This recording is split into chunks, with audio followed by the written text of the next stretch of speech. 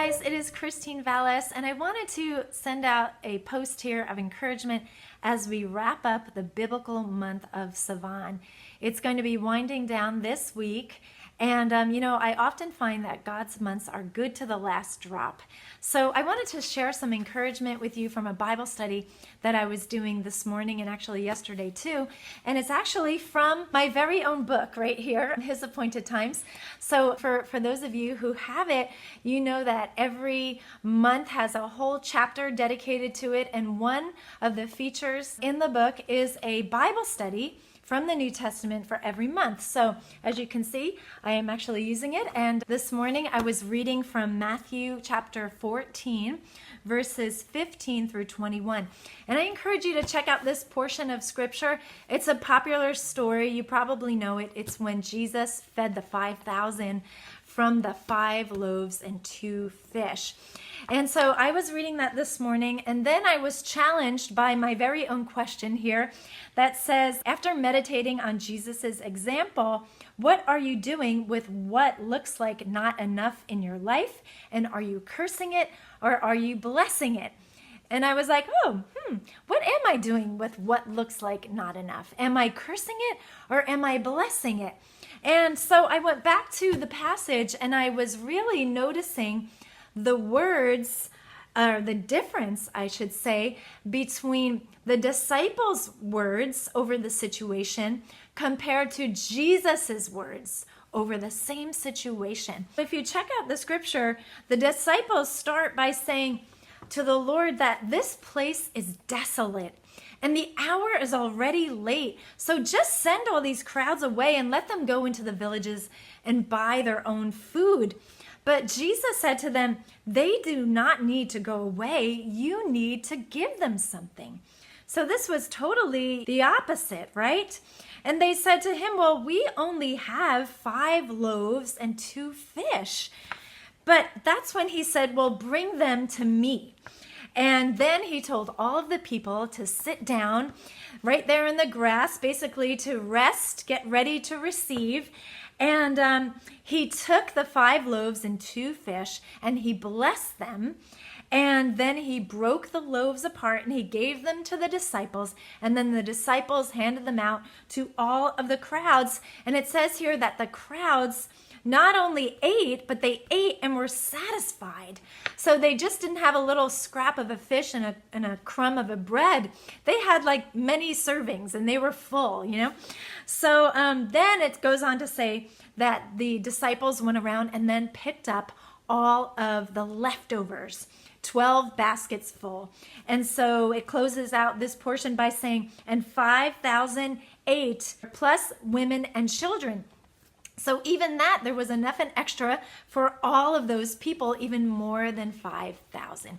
So when I was considering all that and considering this question, I noticed here that there were 3 areas that were really highlighted here in this portion of scripture, and really areas in our lives that come up. And so let's see if we're speaking life or death over these areas, okay? So the first thing is the place. Remember, the disciples said, this place is desolate, right?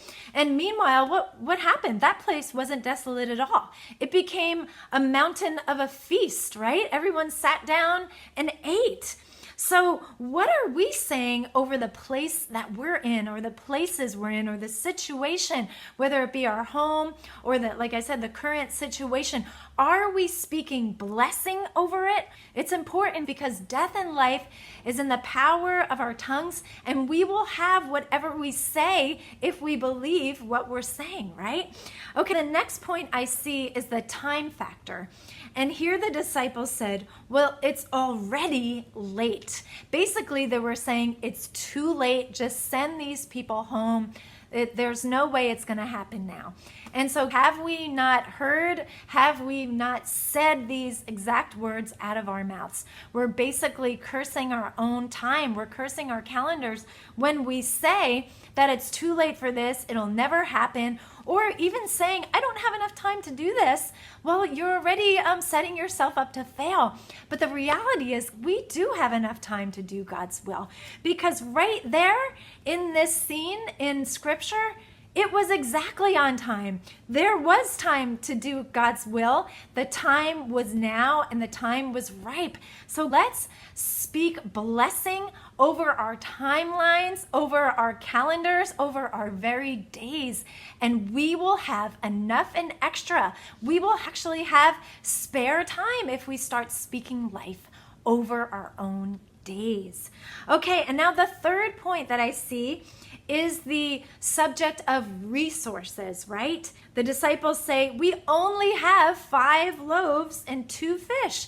That's not going to be enough. But what happened? That was all they needed, right? Because God multiplied it.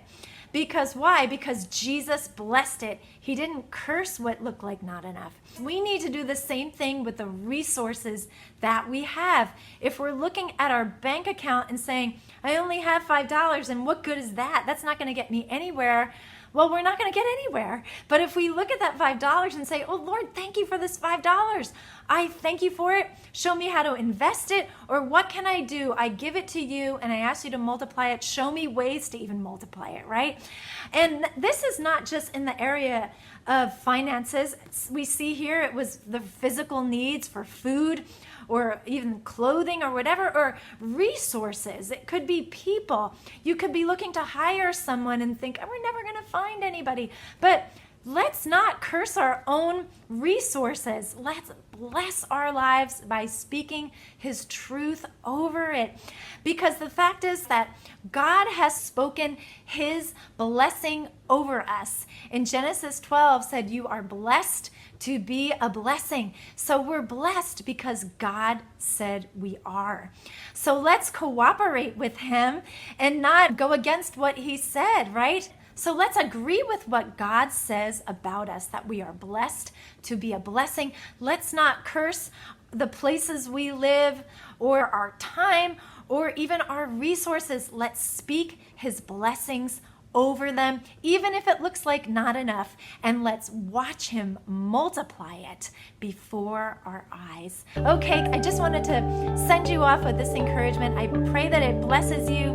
Go forth like Jesus, speaking His abundance, speaking His blessing, speaking His favor over our lives. Thanks for watching.